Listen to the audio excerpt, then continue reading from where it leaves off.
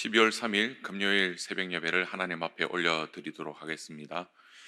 오늘 우리에게 주시는 하나님의 말씀은 사사기 16장 15절에서 17절까지의 말씀입니다. 사사기 16장 15절에서 17절까지의 말씀을 드라마 바이블로 읽도록 하겠습니다. 들릴라가 삼손에게 이르되, 당신의 마음이 내게 있지 아니하면서 당신이 어찌 나를 사랑한다 하느냐. 당신이 이로써 3번이나 나를 희롱하고 당신의 큰 힘이 무엇으로 말미암아 생기는지를 내게 말하지 아니하였도다 하며 날마다 그 말로 그를 재촉하여 조르매 삼손의 마음이 번뇌하여 죽을 지경이라. 삼손이 진심을 드러내어 그에게 이르되, 내 머리 위에는 삭도를 대지 아니하였나니 이는 내가 모태에서부터 하나님의 나실인이 되었음이라. 만일 내 머리가 밀리면 내 힘이 내게서 떠나고 나는 약해져서 다른 사람과 같으리라. 여러분, 판무파탈이라는 단어를 아십니까? 불어인데요, 치명적인 매력을 가진 위험한 여자를 뜻합니다. 대개 신비한 매력을 가지고 남자의 마음을 사로잡아서 마침내 그 남자를 파멸로 몰아넣는 여인을 이르는 말이라고 할 수 있습니다. 서양에서 문학과 또한 영화의 끝없는 소재가 되어 왔는데요, 예전의 영화 원초적 본능의 샤론 스톤이 그러한 역할을 했고, 또한 우리나라 영화를 보시면 예전의 영화인데 무방비 도시라는 영화에서 손예진이 그러한 역할들을 했습니다. 대개 이런 판무파탈을 소재로 한 영화를 보면 등장인물이 판무파탈인 것을 알면서도 남자는 당하는 모습을 보게 됩니다. 어떻게 보면 한편으론 남자 주인공이 굉장히 멍청해 보이기도 합니다. 왜 저런 거에 속냐? 또 한편으로는 영화를 보는 모든 사람들은 정말 그럴 수 있겠구나라고 공감하게 되는 것이죠. 성경 속에서 일반적인 판무파탈의 전형적인 모습을 찾아본다면 그것은 오늘 본문에 나타나 있는 들릴라일 것입니다. 이 여자는 우리가 잘 알듯이 삼손을 유혹해서 머리를 깎아버리고 그 힘의 근원을 없애버려서 파멸을 시킨 못된 여인입니다. 사사기 16장 전체를 읽어보시면 이 여자가 왜 판무파탈의 전형이 되는지를 알 수가 있는 것이죠. 어제 본문 16장 4절 말씀에 삼손이 들릴라를 사랑했다라고 기록하고 있습니다. 이후에 삼손이 소래골짜기에 들릴라라 하는 이름하는 여인을 사랑하며 삼손의 마음을 뺏을 만한 매력을 들릴라는 가지고 있었던 것이 분명합니다. 하지만 이 여자의 속셈이 중요하죠. 이 여자는 삼손을 적군인 블레셋의 손에 넘겨주고 돈을 받을 계획을 가지고 있었던 것입니다. 그래서 들릴라는 삼손에게 집요하게 묻고 있습니다. 16장 6절을 보십시오. 들릴라가 삼손에게 말하되, 청하건대 당신의 큰 힘이 무엇으로 말미암아 생기며 어떻게 하면 능히 당신을 결박하여 굴복하게 할 수 있을는지 내게 말하라 하니. 이것은 아주 재미있는 표현입니다.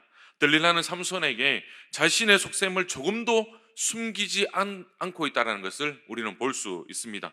단순히 궁금증의 힘의 근원을 보지 않습니다. 그 힘의 근원을 없애고 그를 결박하여서 꼼짝 못하게 하기 위한 의도를 다 말해버리고 있는 것이죠.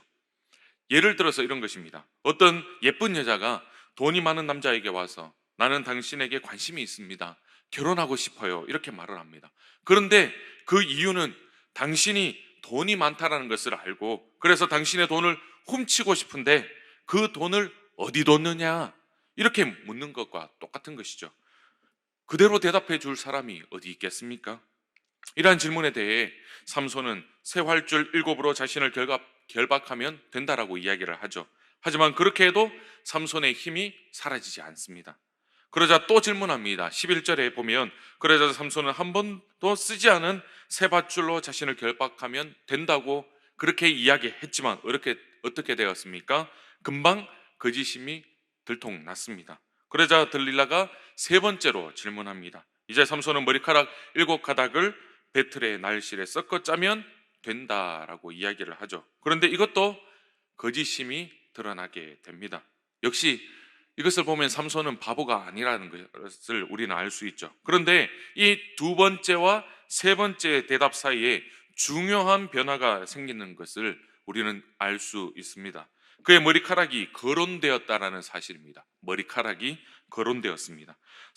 삼손이 자기도 모르게 치명적인 파멸의 길로 한 걸음 다가서게 되는 것을 우리는 볼 수 있죠. 이제 들릴라는 삼손을 못 살게 굽니다. 오늘 본문의 16절 말씀을 보면 이 들릴라 때문에 삼손이 번뇌하여 죽을 지경이 되었다라고 기록하고 있습니다. 날마다 그 말로 그를 재촉하여 졸음해 삼손의 마음이 번뇌하여 죽을 지경이라 이렇게 기록하고 있습니다. 삼손이 느꼈던 고민의 강도를 능히 짐작할 수 있는 표현입니다. 결국 삼손은 정직하게 힘의 근원을 고백하고 그 다음에 비참한 또한 이야기가 전개됩니다. 그리고 하나님의 자비로 인한 최후의 승리는 우리가 모두가 잘 알고 있는 이야기입니다. 이 이야기를 보면서 끊임없이 드는 질문이 있습니다. 왜 삼손이 어리석게도 진실을 이야기했느냐라는 것이죠. 들릴라는 자신의 의도를 숨기지 않았고 삼손이 그것을 모를 리가 없을 텐데 왜 진실을 이야기하여서 자신의 파멸의 길로 몰아넣었냐라는 것입니다. 사실 제가 학창시절 이 이야기를 읽을 때마다 너무나 궁금했습니다. 삼손이 왜 그랬을까? 그가 바보였을까? 간단히 들릴라를 떠나보내면 그리고 떠나버리면 될 것을 삼손은 왜 그렇게 하지 못했을까? 늘 이런 질문들이 제 가운데 있었습니다. 이 말씀을 읽고 묵상하면 할수록 여기에 신비한 면이 있다라는 것을 발견하게 됩니다.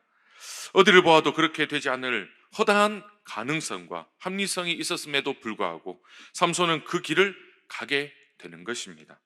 이것을 저는 판무파탈이라는 용어로 설명하고자 합니다. 결국 들릴라는 어떤 신비한 매력을 가지고 삼손을 유혹하여서 파멸의 길로 이끌어 가버린 것이죠. 삼손은 알 수 없는 힘에 이끌려 그 길에 파멸의 길임을 알고도 그 길로 걸어가게 된다라는 것이죠. 그 늪에서 헤어나오지 못하는 것입니다. 이와 관련하여서 잠언은 지혜의 유익을 이렇게 이야기합니다. 잠언 2장 16절에서 19절 말씀을 제가 읽겠습니다. 지혜가 또 너를 음녀에게서 말로 호리는 이방 계집에게서 구원하리니 그는 젊은 시절의 짝을 버리며 그의 하나님의 언약을 잊어버린 자라. 그의 집은 사망으로 그의 길은 수월로 기울어졌나니 누구든지 그에게로 가는 자는 돌아오지 못하며 또 생명의 길을 얻지 못하느니라. 지혜가 이방 여인이 인도하는 사망에서 생명으로 인도해 줄 것이라고 잠언 기자는 이야기합니다. 또한 잠언의 말씀은 이런 여자의 유혹에 걸려드는 가련한 재물의 모습을 생생하게 묘사하고 있습니다. 잠언 7장 1절에서 23절을 시간 나실 때 한번 읽어보십시오. 그 가운데 3절에서 5절 말씀을 보시면 이것을 내 손가락에 매며 이것을 내 마음판에 새기라. 지혜에게 너는 내 누이라 하며 명철에게 너는 내 친족이라 하라. 그리하면 이것이 너를 지켜서 음녀에게 말로 호리는 이방 여인에게 빠지지 않게 하리라.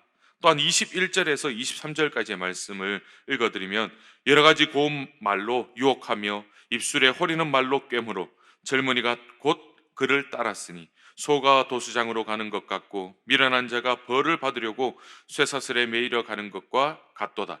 필경은 화살이 그 간에 뚫게 되리라. 새가 빨리 그물로 들어가되 그 생명을 잃어버릴 줄을 알지 못함과 같으니라. 음란에 빠져버린 참 어리석고 불쌍한 젊은 청년의 모습을 잠언 7장에서 보여주고 있습니다. 구약 시대를 살고 있는 이스라엘 백성들에게 있어서 지혜를 하나님의 딸 그리고 하나님의 아들 인자라고 이야기합니다. 즉 메시아인 것이죠. 그래서 철학적 사고도 필요했고 율법도 달달 외우고 공부했었습니다. 그래서 예수님의 당시 시대 때에도 헬라 철학이나 수사학 이런 것들이 유행했던 것이 바로 이런 맥락에 있습니다. 그런데 신약 성경에 보면 하나님의 아들이신 예수님이 이 땅 가운데 오시고 그분이 우리의 죽음의 근원이 되는 죄를 대신하여 십자가에 지시고 그 죽음을 이기고 부활하셨습니다. 이때 바울은 그리스도의 죽음과 그리스도의 그 십자가가 이 복음의 내용을 아는 지식이 무엇이라고 이야기합니까? 가장 고상한 지혜라고 고백하고 있는 것이죠. 그것이 바로 지혜라고 이야기합니다. 고린도전서 1장 24절 말씀을 읽어드리면 오직 부르심을 받은 자들에게는 유대인이나 헬라인이나 그리스도는 하나님의 능력이요 하나님의 지혜이니라 고백합니다. 사랑하는 여러분, 오늘 나누고 싶은 말씀은 형제들이여 판무파탈 같은 여자를 조심하십시오. 자매들은 그런 여자가 될지 말자, 이런 식의 교훈을 하고자 하는 것이 아닙니다. 정상적인 신앙생활을 하는 자매들이 그러한 삶을 살아갈 리 없죠. 그리고 정상적인 신앙생활하는 형제들이 그런 자매들을 삶 가운데 만날 가능성은 극히 드물다는 것이죠. 그리고 그런 유혹에 있더라도 금세 자리를 털고 일어설 것입니다. 오늘 말씀을 통해서 우리가 배워야 할 것은 무엇이냐? 죄의 무서운 힘과 인간의 어리석음으로 인하여서 인간은 점점 멸망으로 향한다는 사실을 우리는 기억해야 하는 것입니다. 이런 점에서 들릴라는 모든 사람에게 무서운 세력을 끼치는 죄악의 힘의 전형이라고 말할 수가 있습니다. 사실은 우리가 죄를 지을 때 그것이 죄인지 몰라서 죄를 짓는 것이 아니죠. 그것이 죄인지 옳지 않은지를 알면서 즉시 그것을 버리는 것이 하나님이 기뻐하시는 일이고 정당한 일이라는 사실을 알면서도 우리는 죄의 길로 빠져버리게 되는 것이죠. 이러한 우리의 연약은 들릴라의 소나기에 걸린 삼손의 모습을 상기시켜 주는 것 같습니다. 마치 거미줄에 걸린 먹이가 아무리 그 줄을 끊고 도망하려 하고 싶어도 그 끈끈한 액체에 몸이 휘감겨서 결국 거미의 먹이가 되는 것처럼 죄는 그 힘으로 우리의 인간을 그렇게 휘감아 버리는 것입니다. 사랑하는 성도 여러분, 꼭 기억할 수 있기를 바랍니다. 죄에도 힘이 있다는 것을 기억하십시오. 그래서 바울은 갈라디아서 5장에서 성령의 소욕과 육체의 소욕을 이야기한 것입니다. 갈라디아서 5장 16절 17절을 읽어보겠습니다. 내가 이르노니 너희는 성령을 따라 행하라. 그리하면 육체의 욕심을 이루지 아니하리라. 육체의 소욕은 성령을 거스르고 성령은 육체를 거스르나니 이 둘이 서로 대적함으로 너희가 원하는 것을 하지 못하게 하려 함이니라. 우리에게는 육체의 소욕이라는 연약함이 늘 붙어 다닙니다. 그것은 때때로 아주 신비한 힘으로 우리를 사망의 골짜기로 인도합니다. 그러면 우리는 이 힘으로부터 어떻게 벗어날 수 있습니까?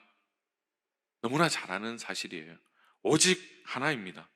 우리의 어쩔 수 없는 이런 연약을 위하여서 인간으로 오셨고, 그리고 그 죄악의 쇠사슬에서 우리를 해방시키시기 위하여서 십자가에서 죽으신 그 예수 그리스도, 그 죽음을 이기시고 부활하신 우리의 지혜 되신 예수 그리스도만을 의지하며 살아가야 한다는 것입니다. 그분은 우리를 위해서 십자가에 죽으시고 부활하셨습니다. 이 구속의 능력이 우리의 것이 되려면 믿음이 필요한 것이죠. 그리스도께서 바로 그러한 연약한 나를 위하여서 죽으셨다라는 그 사실을 믿는 것입니다. 그리고 그 죽음과 흘리신 그 피는 힘이 있습니다. 그것을 이길 수 있는 힘이 있어서 우리를 죄의 세력에서 해방시키실 수 있다는 사실을 믿는 것입니다. 그것을 믿고 그 일을 행하신 그리스도를 날마다 의지하며 순간순간 의지하며 한 발 한 발 내딛는 것이 저와 여러분들에게 필요하다는 것입니다. 그렇기 때문에 죄의 힘에서 해방되기 위해서 우리가 할 수 있는 일은 오직 하나밖에 없습니다. 항상 그리스도를 앙망하는 것입니다. 항상 그분의 인격과 그분이 하신 일을 묵상하며 나아가는 것입니다. 그리스도를 깊이 생각하고 마음에 새길 수 있는 저와 여러분이 될 수 있기를 소원합니다. 그리스도의 사랑이 나의 마음속에 언제나 생생하도록 언제나 그것을 묵상하고 그 안에 가하며 살아가야 하는 것입니다. 그것이 바로 죄를 이기는 힘인 줄 믿습니다. 그렇게 하지 않으면 어느 순간 죄는 우리의 마음의 문 앞에서 와가지고 엎드려 있을 것입니다. 하지만 주님을 묵상하는 것은 정말 쉬운 일이 아닙니다. 30분 설교를 듣는데도 집중이 잘 안 되는 우리가 날마다 그리스도를 묵상한다는 것은 쉬운 일이 아닌 것이죠. 날마다 그리스도를 묵상하고 더욱 기도에 힘쓰고 주님을 묵상하는 일에 우리는 힘을 써야 하는 것입니다. 쉬운 것이 아니기에 더욱더 의지를 들여서 더욱더 우리가 노력해야 하는 것입니다. 그럴 때 비록 들릴라에게 잡혀 파멸의 길을 걸었지만 삼손의 머리를 다시 자라게 하셨고 그에게 다시 힘을 주셔서 큰 승리를 허락하신 하나님께서 우리를 변치 않는 사랑과 승리로 인도해 주실 것입니다. 오늘 이 하루 나에게 끊어지지 않는 죄와 기쁨을 구체적으로 추적해 볼 수 있기를 소원합니다. 내 속에서 죄가 일하는 경로를 한번 살펴보십시오. 그리고 그 죄의 힘의 정체가 무엇인지, 그 근원이 무엇인지 추적하여서 그 근원을 다 예수 그리스도 앞에 내려놓고 깨끗하게 해방되어질 수 있는 저와 여러분이 되었으면 좋겠습니다. 그리고 나는 그 힘을 감당할 수 없고 이길 수 없지만 십자가에서 이미 승리하셨고 우리에게 승리의 삶을 허락해 주시는 우리 주 예수님과 그분이 하신 일, 그리고 십자가와 부활을 깊이 묵상할 수 있는 이 하루가 될 수 있기를 간절히 축원합니다. 다 함께 기도하겠습니다. 하나님 감사합니다. 늘 연약한 우리를 눈동자같이 지켜보아 주시고 십자가의 그늘 아래에서 오직 예수님만을 의지하며 살아갈 수 있도록 인도하여 주시니 감사합니다. 하나님, 우리의 삶 가운데 지혜는 오직 예수 그리스도이심을 믿습니다. 그 예수님만을 의지하며 살아가게 하여 주시고 그 예수 그리스도의 죽으심과 흘리신 피가 우리를 자유케 하심을 날마다 믿으며 힘있게 살아갈 수 있도록 우리를 붙들어 주시옵소서. 항상 예수 그리스도를 앙망하고 그분의 인격과 하신 일을 묵상하면서 하나님이 이루실 일들을 소망하며 한 걸음 한 걸음 나아갈 수 있도록 축복하여 주시옵소서. 우리의 삶 가운데 많은 유혹들이 있습니다. 그 유혹들을 담대하게 뿌리치며 승리의 삶 살아갈 수 있는 이 하루가 될 수 있도록 축복하여 주시옵소서. 우리 더사랑교회 모든 성도님들 한 분 한 분을 기억하여 주시고 이 하루를 정말 주님의 말씀 가운데, 기도 가운데 하나님의 말씀을 묵상하며 날마다 나아갈 수 있는 믿음의 사람들 될 수 있도록 축복하여 주시옵소서.